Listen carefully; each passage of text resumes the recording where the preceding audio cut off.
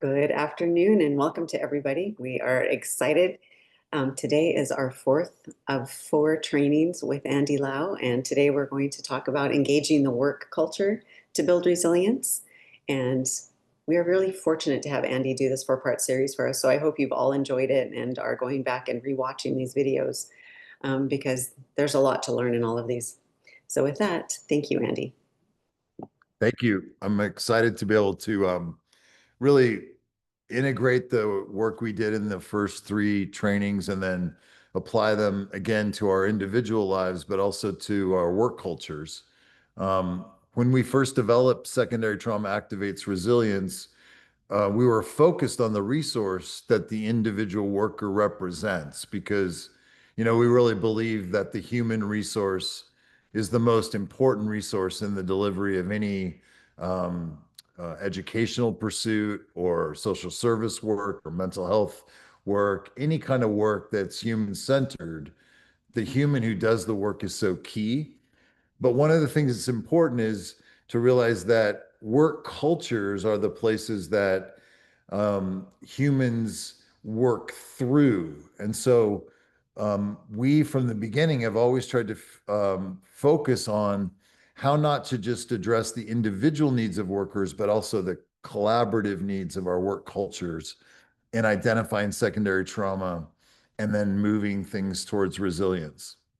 So I wanted to start with one of our experiential activities that we utilize in all of the different work settings that we engage, because you can't really track this material just as cognitive skills. It's actually the practices inside of organizations that help to identify how secondary trauma is impacting us and then how we can move them towards resilience. So I would just invite us as we're gathering today to begin with our arrival activity. It's a four-stepped activity that I like to describe as a serumized version of all of the skills that we teach. So just to remind you, like looking at the formula, our formula is that trauma and secondary trauma is something that's always with us. So this isn't something that we can just etch a sketch out of the human environment. What we have to realize is that trauma is a part of the human experience, both the trauma of the people we work with, but also the secondary trauma that we are impacted by when we are engaging that trauma effectively. And so what we do is we engage it with the plus sign, we acknowledge it, we move towards it as individuals and teams. And then we use these two kinds of skills, awareness skills and connection skills, to create resilience or power. So woven into this four-step arrival activity, which can be done usually in like 5 to 7 minutes in a team of about 10 or 12 people, has two awareness skills and then two connecting skills. So I'm just going to invite you into this experiential arrival that will give us an ability both to regulate our nervous systems and to connect effectively with each other as we begin.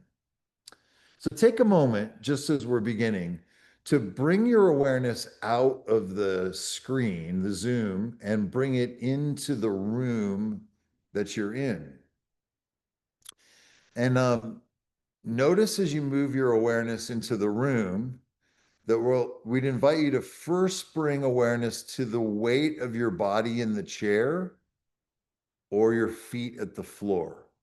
So notice that shift from cognitive tracking to embodied tracking. And just notice if you're kind of like up off the chair or the floor this afternoon, or if you're kind of collapsing down into the chair or the floor, or if you have that sense of being met by the chair or the floor. And again, we're not trying to fix anything. We're just tracking where we are as we begin this training experience.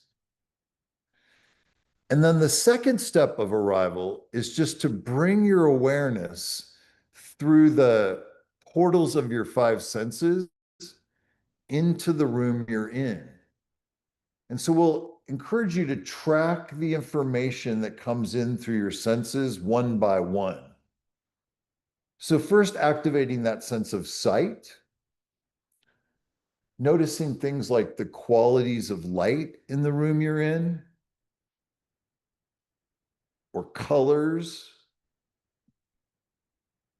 or shapes, or shadow. Then shifting your awareness to sound. So noticing sounds in the distance and then sounds closer in. Really focusing on those details to give us that engagement with the environment we're in. And then shifting to touch. So noticing the air on your arms or parts of your skin that are not covered by clothing. Noticing like temperature or humidity. You might utilize your hands to explore touch, like for texture.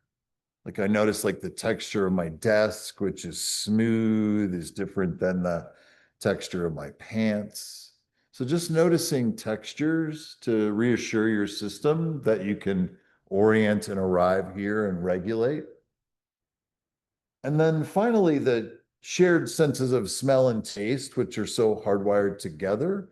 Just as you breathe in, just notice any information that comes through scent, and then with the exhale, the activation of taste. So the third step in arrival is then to bring our awareness back into the Zoom and into this process of connecting. Now, in a live circle in a team, we would actually be encouraging eye contact and eye gaze. And we can't make eye contact through Zoom, but we can extend connection to each other just by observing each other in our different Zoom squares and remembering points of connection we've made before.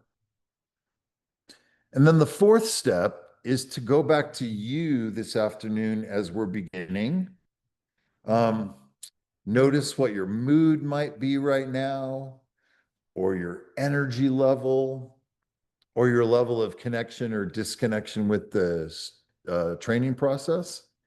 And just invite you to think of one word or a word and a movement that describes you just now. So I'm feeling like ready, really ready. So try that with me, the ready, that mirrors the movement and the word. So ready is my word.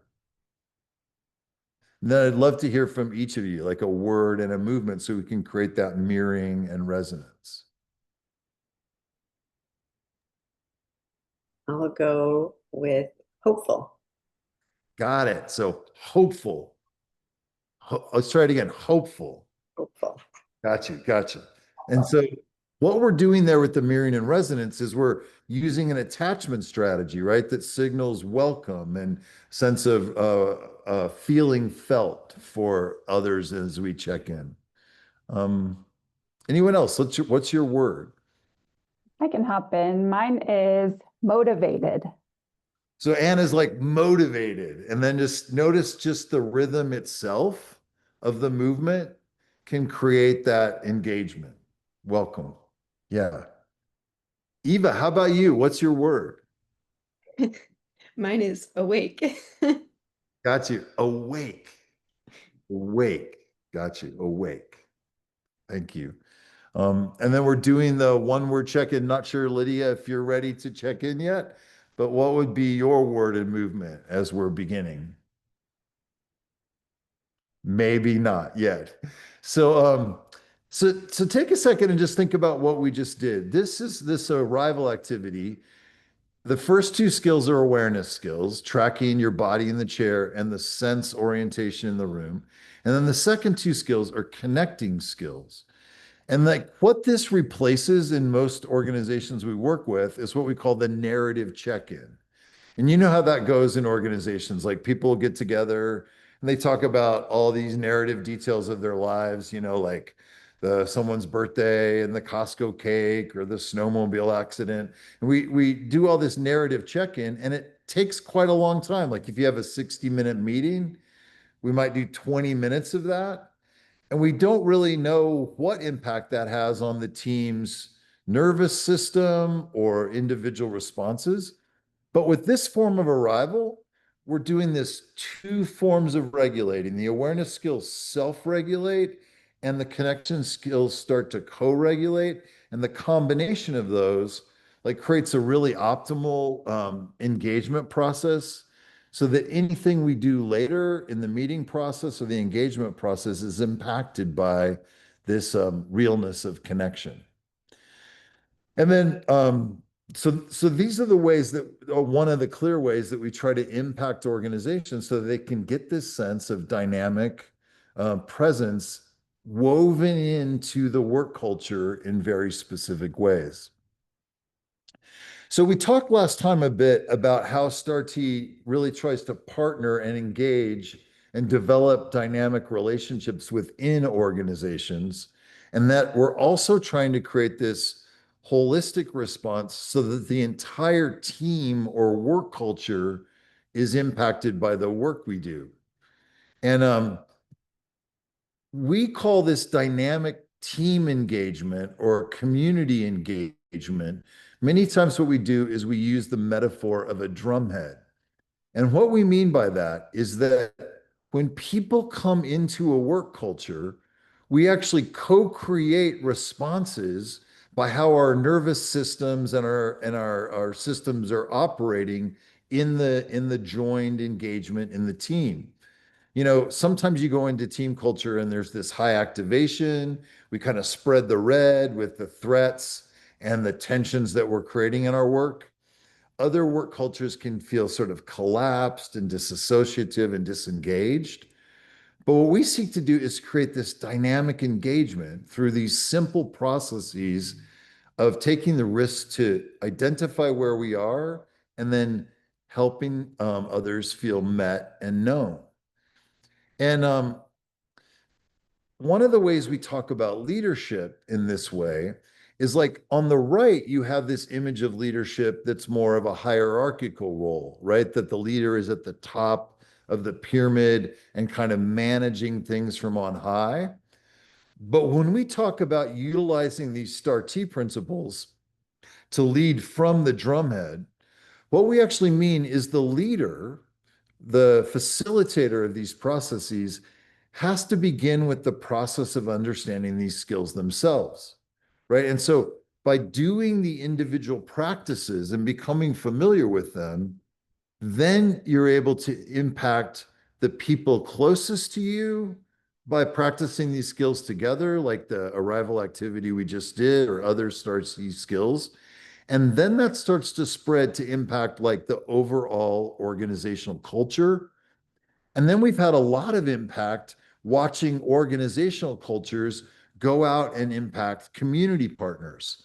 Like I may have shared with you in an earlier training, kind of our origin story.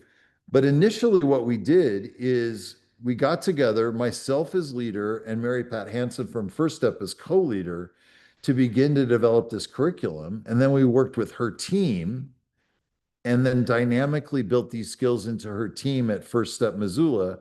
And that created a big shift in their organizational culture.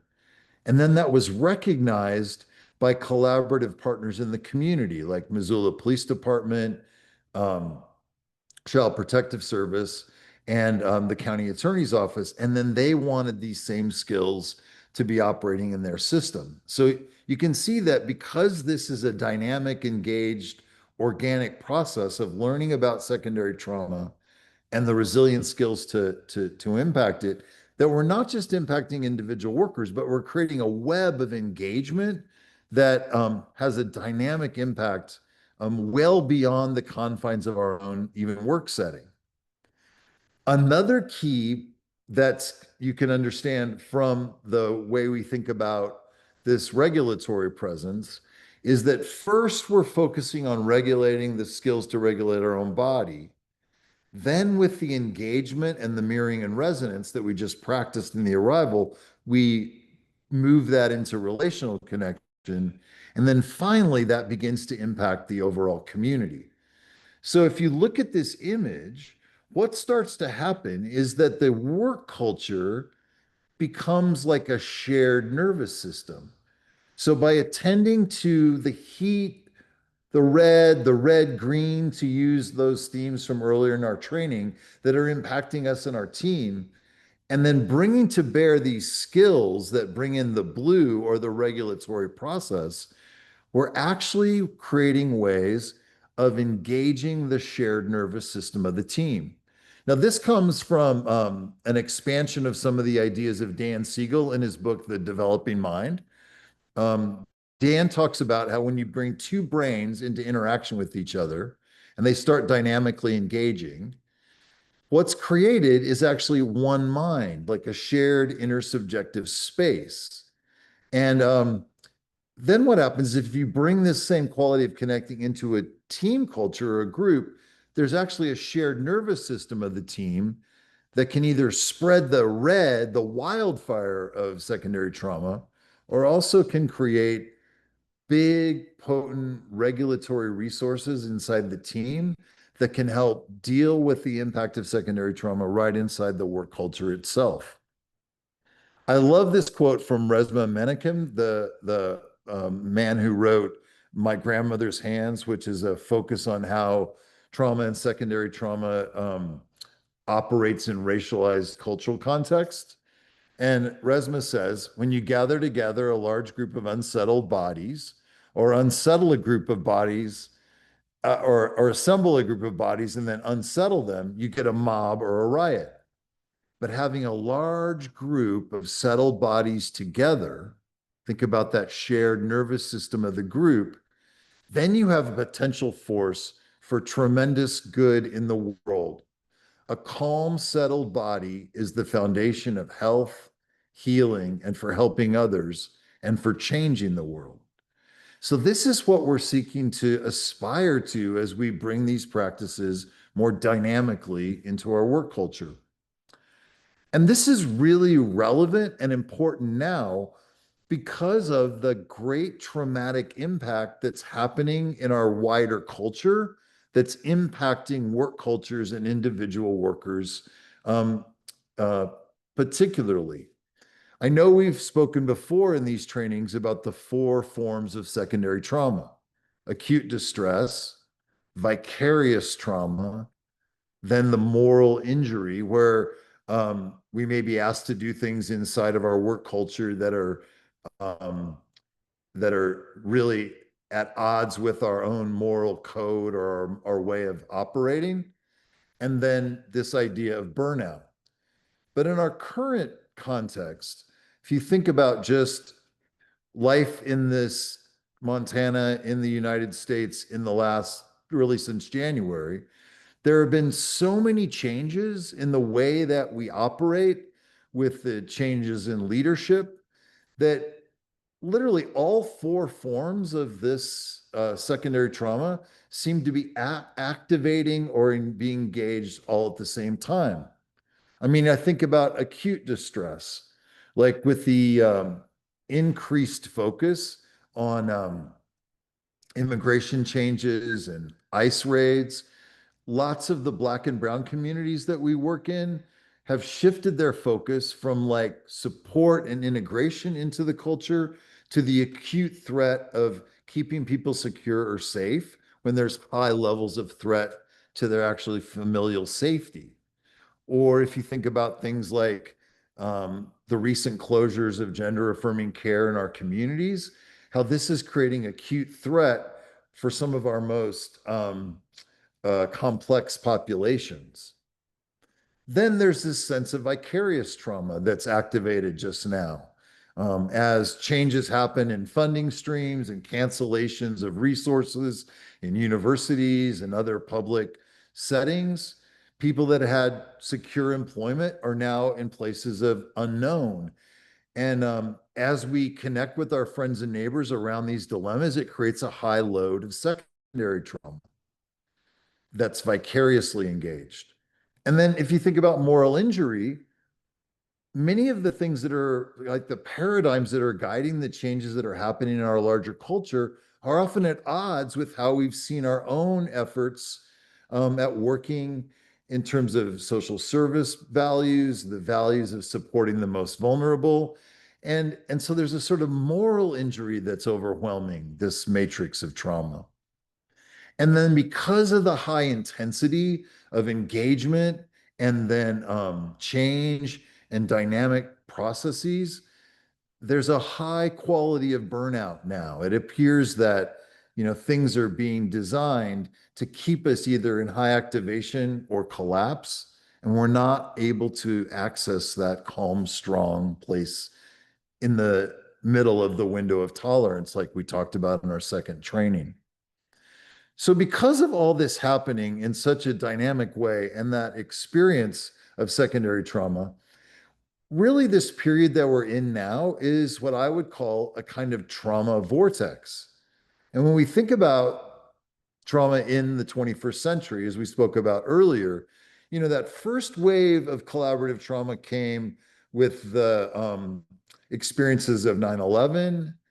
And then we had the COVID pandemic that created this intense, multi-level traumatic impact.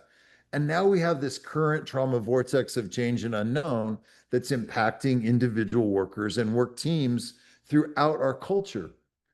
So the need to intervene in trauma awareness and group level response inside of organizations has never been stronger or brighter than in this moment.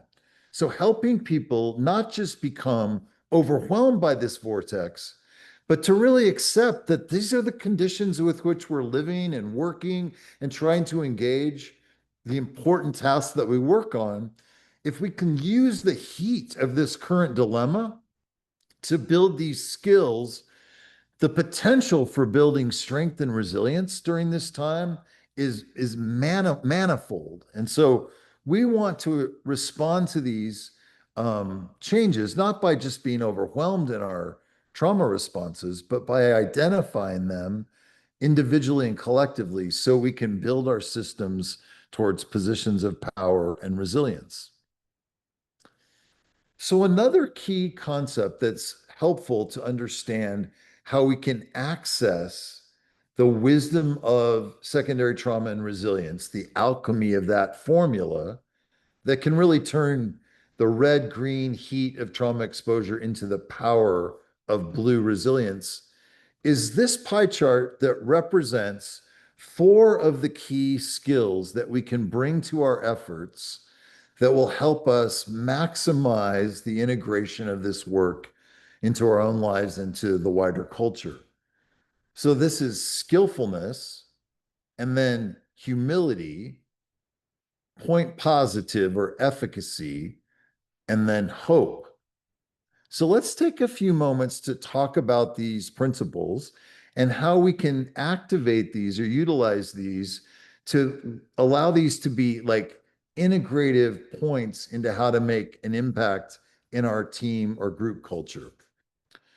So skillfulness means that a lot of the practices that we need to turn trauma into power or resiliency have to do with skills that need to be practiced over and over so that we can learn them, not just with our cognitive brain, so that they become deeply embedded in our embodied brain and then rewire the way we are impacted so that we can actually move forward more effectively.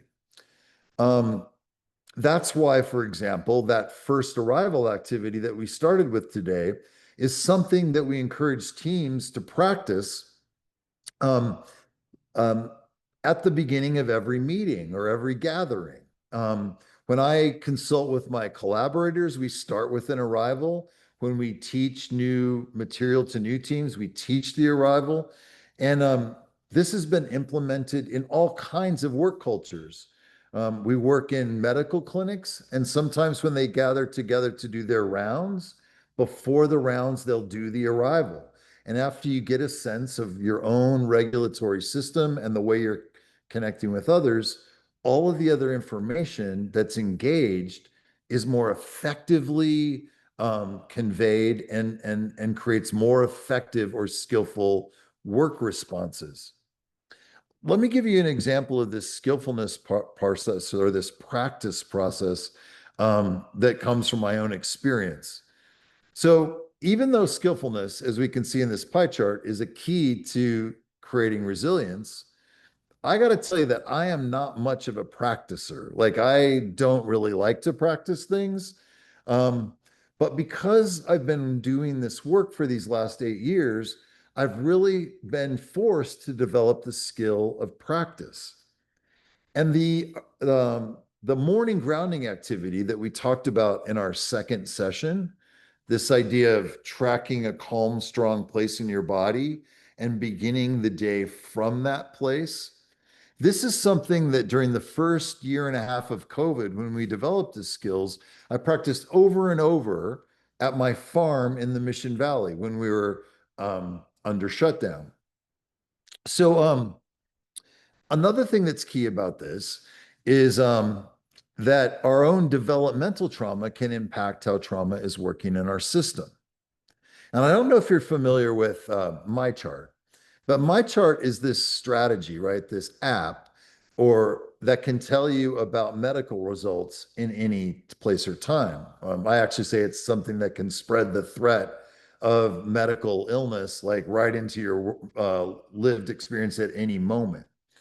And so a few years ago, I was at a party and I got this my chart um, notification that I had a highly elevated PSA and I was going to have to go in for testing for prostate cancer. Now, in terms of developmental trauma, I have a high level of developmental trauma around medical concerns because in the early 80s, I came out as a young gay man in Southern California. And so, literally, for all my young adulthood, I had to be tested for HIV every 3 months. And at that time, the results were acute. They had a do or die impact on people's lives because there wasn't medication to manage this until 1997. So I developed this threat response wired into my nervous system with anything related to medical care. And my blood pressure would surge when I would go to a doctor's or dentist appointment. So when I got this notification, I went into high alert. My nervous system was trained to go into threat. And I couldn't really calm myself down at the party. So I got myself home at a difficult night. And the next morning, I was getting ready to go to work at the farm. So I was loading my truck and getting ready to go. And the last thing to do was to go in and get my Go Cup. And I paused by the door to my barn, my kitchen actually, um, just at the spot where I had practiced that morning grounding activity for a year and a half. And that morning, I wasn't intending to do the morning grounding activity. I was too scrambled. But my body, because of skillfulness and practice, decided to drop into the morning grounding anyway, automatically. So suddenly I dropped into that place where my feet were making contact with the earth. I looked up into the morning sky, which was still dark, and there were stars everywhere. I could hear in my left ear thousands of geese moving across the Mission Valley. And then in my right ear, I could hear these three barn owls up in my cottonwood trees. I must have held that position for about 45 seconds. I grabbed my Go Cup and headed to work. And I have to tell you, those 3 weeks when I was waiting for that appointment, I literally had no activation about the appointment. And then the evidence that this skillful practice works is when I went into the appointment and they gave me the blood pressure cuff, my blood pressure was calmer than it's ever been. So this is evidence that skillfulness and practice work. You can actually begin to rewire the way we respond to trauma just through the application of these skillful practices. So the second aspect of really moving from this process of trauma towards resilience is what I would call humility.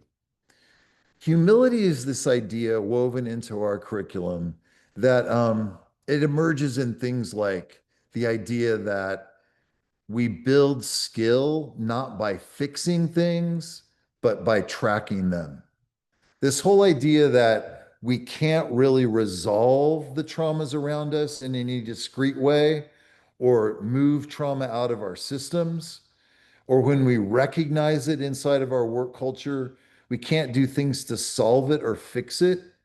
The humility of that actually creates a stance by when we track the impact of it and have the awareness of our own vulnerability in the face of it, that this stance of vulnerability actually creates a much more dynamic kind of ecosystem by which we can actually spread the material itself. Like an example of this in work cultures would be work cultures that have high threat exposure all of the time. Think about like EMTs or people in high tension medical settings, or people that work with high risk patients or in behavioral health settings. There's this sense that we can't always wrap our hands around the solving of these dilemmas. Like we can't change the impact of intense work schedules for medical professionals as they do this in important work. So the humility is recognizing that even small things that can be integrated into these powerful, traumatically fueled work cultures can have large impacts in making change occur.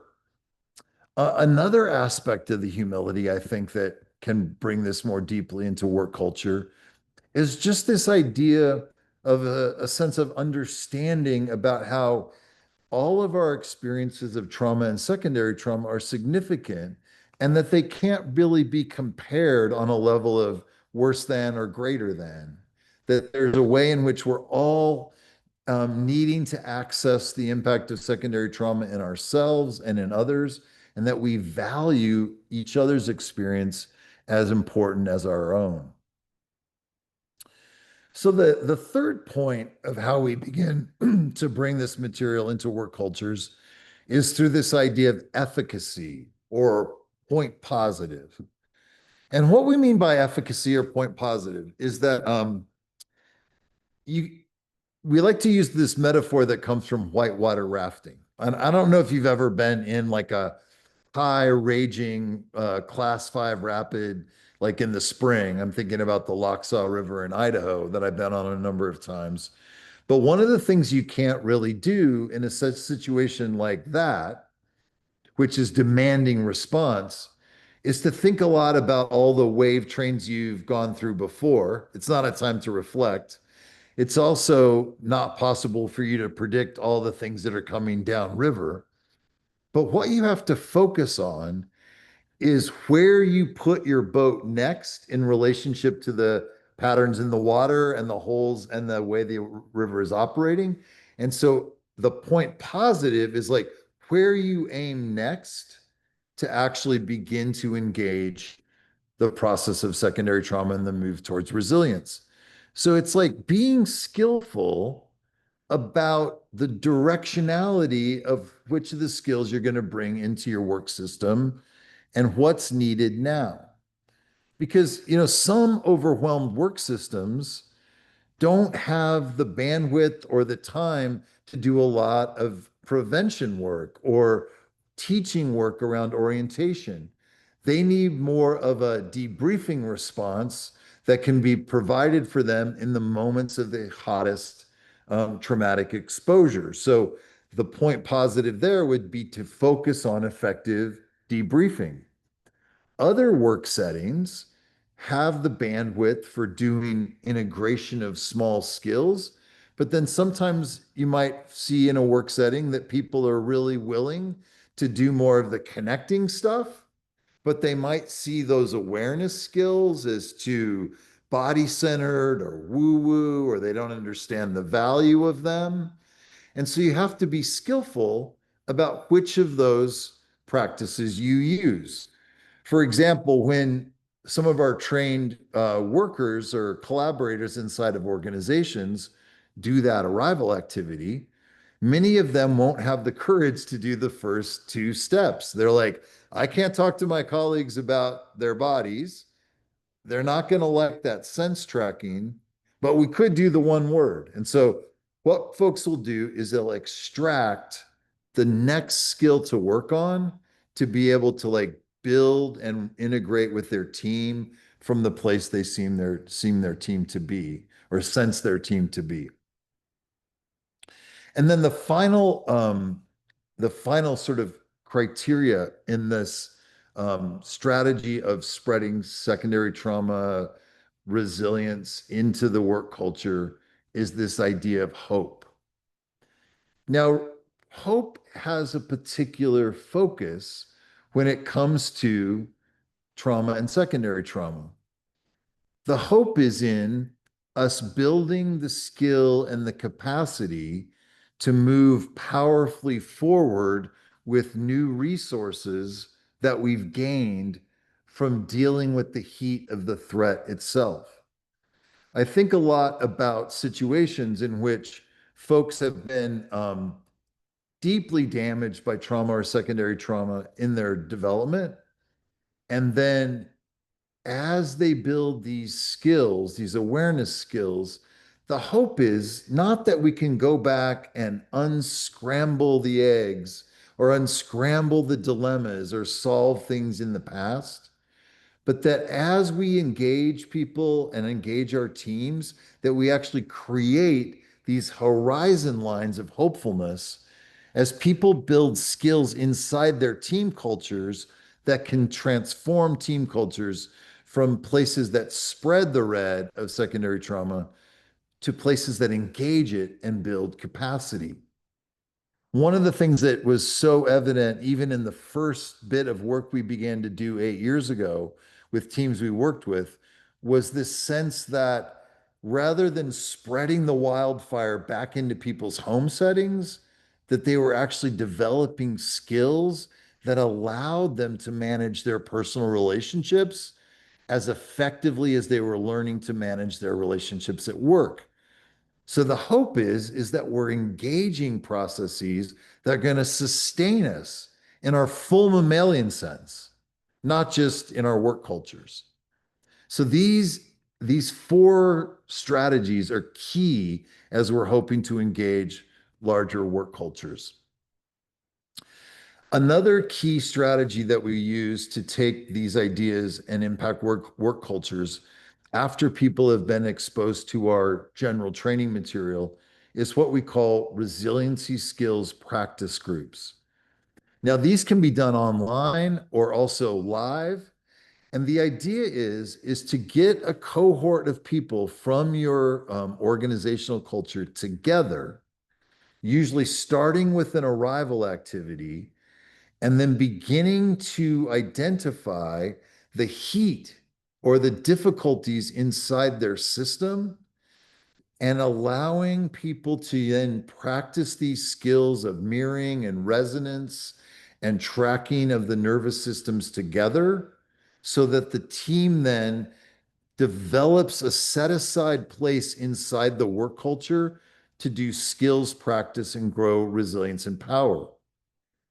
So the impact of secondary trauma is deeply personal. And these groups that we train people to integrate into their work cultures are deeply real and deeply engaged. But we want to be clear to say that these aren't group therapy processes where we're focusing on work that should be done in EAP settings or in group therapy settings. This is really this idea of practicing these skills.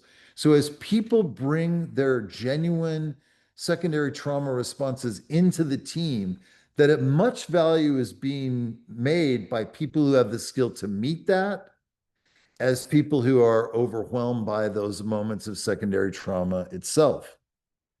An example of this is a work we did with the NICU in a community hospital when we were bringing a new team member into our resiliency skills practice group that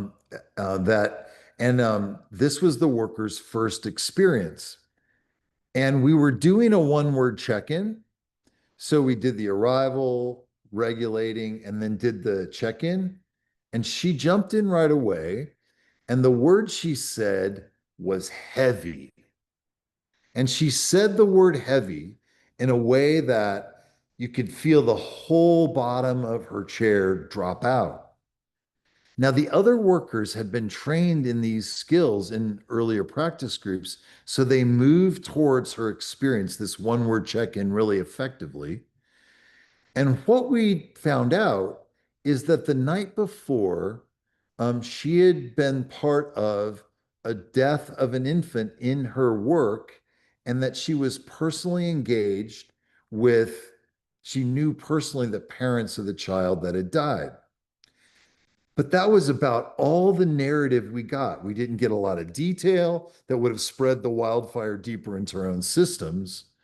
What we got was that one word heavy, and then the skillful mirroring and resonance and support of her team, so that the resiliency skills practice group taught her how to be genuinely met, but also reinforced the skills of the other workers to actually meet her in dynamic ways. So these skills-based groups are really effective ways to deal with the wildfire as it moves through our work culture, and to create options for how people can function more effectively as we work on these skills collaboratively and together. So finally, just to kind of round out the metaphors that we utilize to describe the way our work works, go back to that idea about the metaphor of the wildfire. We talked about how secondary trauma spreads like a wildfire through our nervous systems, and because of the mirroring functions of our brain and the porous qualities of our mammalian systems that are affectively resonant, and how this can then spread to our team culture and then into our home settings. And that really what we're trying to do is to acknowledge this and to bring skills that can transform this. And the metaphoric transformation is to shift from the wildfire to the wildflower. Because think about, like, look at this image of this burned out forest, and then think about the first thing that starts to emerge out of that landscape. A natural wildfire releases some seed pods and things that wouldn't respond unless there was the fire itself. And then often the first layer of growth are the resurgence of wildflowers. And so we like to talk about resilience as the flowers that emerge as we move through engagement with trauma and secondary trauma. And so, what we've been developing in our work and our curriculum as this idea that STAR T can be spread, or our skills can be spread, not just through big trainings that happen or even the structure of a resiliency skills practice group, but breaking down our resources into small components or seeds that can be spread dynamically throughout the work culture, that will allow the root of regulatory resources and connection resources to spread in these landscapes where the wildfire has had this powerful impact. So we actually been collaborating a lot with some of the wisdom that Lydia Check has brought us through Wellness, and trying to integrate. We always say that STAR Team mixes well with everything, and we're always open to new perspectives that help us be more efficient in the way we do our work. And what we've learned from Wellness is this idea that in terms of human change theory, being able to focus on discrete elements to do the work of integrating these skills can meet people in ways that they can actually achieve the changes that they need in their own lives. So we've developed this metaphor of a seed catalog or a seed packet. And so the seed represents a core element from one of our larger tools. Then we offer guidance of where to plant it. So when and where someone could practice it. Third, how to water it, how to expand its value with curiosity. Then sunlight, why it matters and how it helps. Then fertilizing it, how to practice it together and help it impact your work culture. Then grow it, how to deepen a seed more deeply into the practices of STAR-T resilience skills. And then finally, we offer advice about the roots, how this simple seed is anchored in our larger framework. So an example would be the one word check-in that we talked about. So a lot of people won't have the courage to do a full arrival with their team. So the seed is just extracting the one word check-in itself to begin to help the organization and the individuals become more familiar with processes that can then spread in their organization.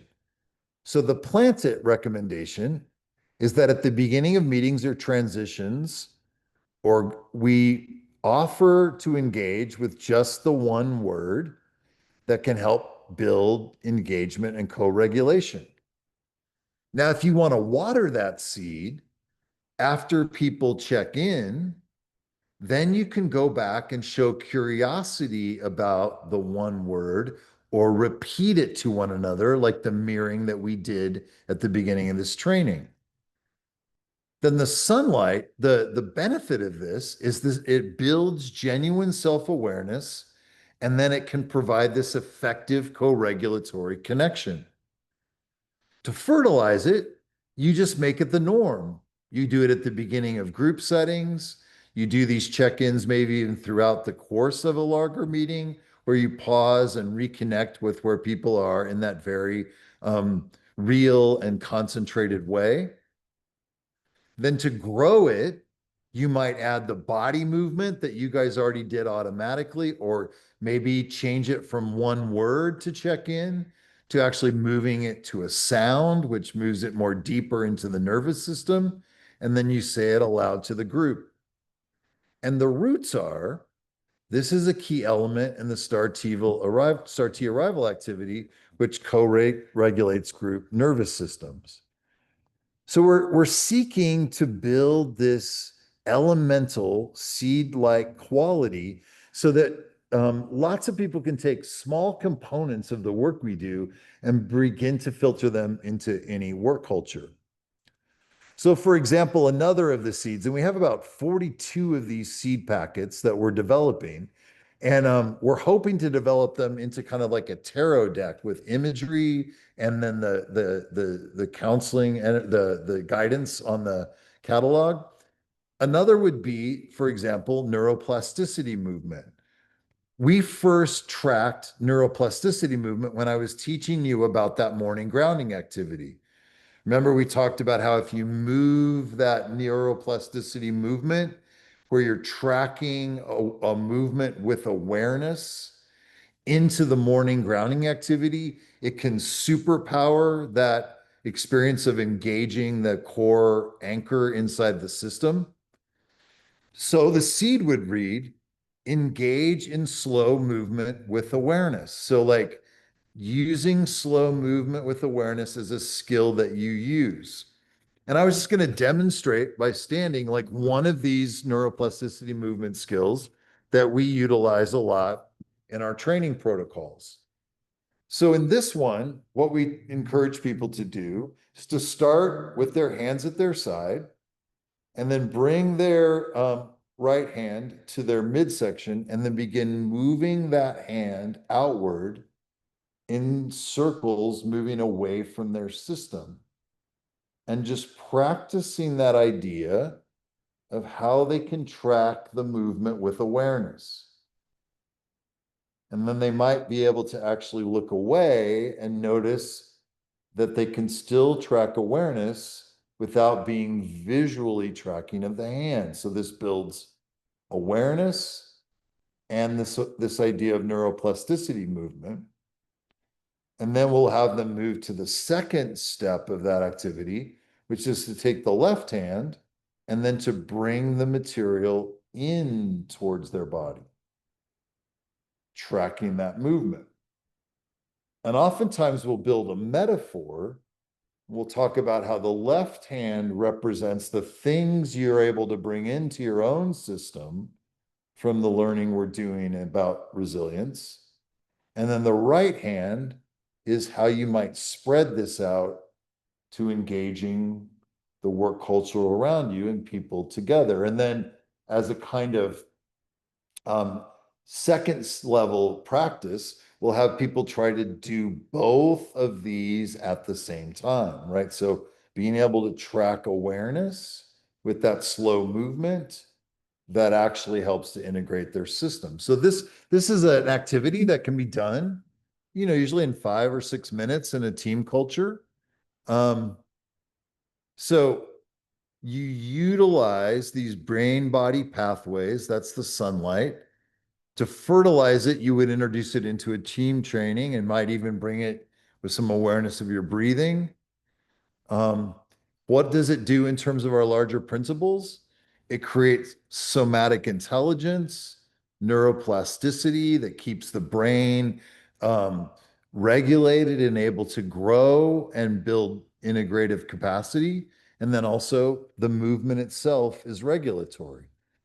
So utilizing this elemental processes of the seeds is really effective in terms of being able to like work with this material. And um, yeah, we're continuing to work with ways to develop more of these seeds so that we have more dynamic ways of impacting people in our cultures and work cultures. So it really goes back to the question when we think about all the resources that we've talked about in this training is like, how do we really impact each other? How do we hold each other across the barriers that separate us? Because in a lot of work cultures, we're separated by hierarchical role, or we're separated by not wanting to hold or make evident our vulnerability. We're often separated by being uniquely impacted by the high level of red-green exposure that comes from the traumatic material present in each of our jobs. And so coming back to the use of the formula gives us this sense of the power of working with regulatory awareness in our own bodies and physiological presence deep inside our core embodied nervous system in our lower brain, accessing this as we engage with dynamic resonance and engagement. And if we can do both of these in the process of our recognition and response to secondary trauma, it's going to build a capacity of engagement and support that's going to lead to higher levels of effectiveness and resilience, not just in our own lives, but in the lives of our work cultures in general. So just rounding it out here, I wondered if there were any thoughts or questions just as we're ending this 4-part training or anything that emerged in the chat.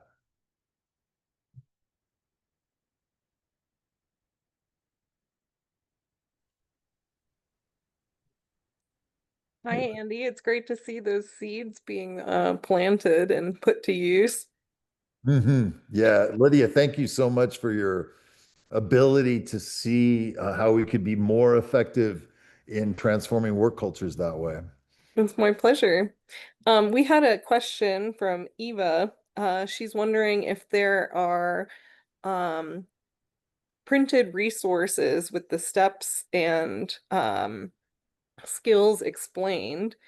And so I was curious if those had been uploaded to the portal or if that's something that we can get the participants later. Yeah, so we have what we call skill sheets for like the arrival activities, the body tracking activities, and some of other activities that we can share.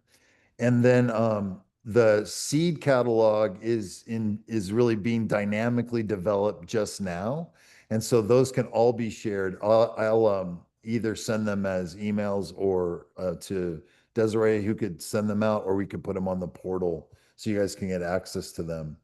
Also, really welcome you to contact us at our website, Activate Resiliency .com, because that has a lot of resources there that can help you build these skills into your work culture. Thank you, Andy. Appreciate that. Yeah. And thank you everybody for attending. If you wouldn't mind, we'd appreciate it if you clicked on the link that Desiree posted to get back to the portal, just so that we can get feedback on the series and continue to develop a training series that serves you guys the best we possibly can. Yeah, thank you so much. And then just as we go, let's go back to the place we started, right? Which is our feet at the floor and our bodies in the chair. So take a second just to return there. Just notice your support that goes all the way down into the floor and the earth beneath you, just to feel that sense of regulated presence. And then think about this idea of hope that we talked about. So we've done a lot of learning together. So what's one word and a movement that would symbolize what your hope is for all of us as we move forward with this material? So my word is simmering. Try that with me. Simmering. Yeah, simmering. That's my hope for all of us. It'd be great to hear your hope and movement. Like, take a risk. What's your hope for us? Planted. Planted. Try that with Lydia. Planted. Gotcha. Yeah. Other folk, what's your hope for us? I would say running.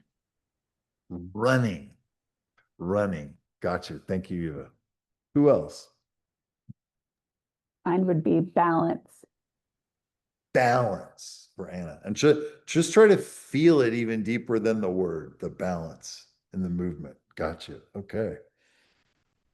Desiree, you got last word. Excitement. Excitement. Excitement. Awesome. Yeah, so thank you so much for this chance to engage, and just really excited to be a resource for any of you as we move forward. Thank you so much. Thank you, Andy. Hmm. Thank you.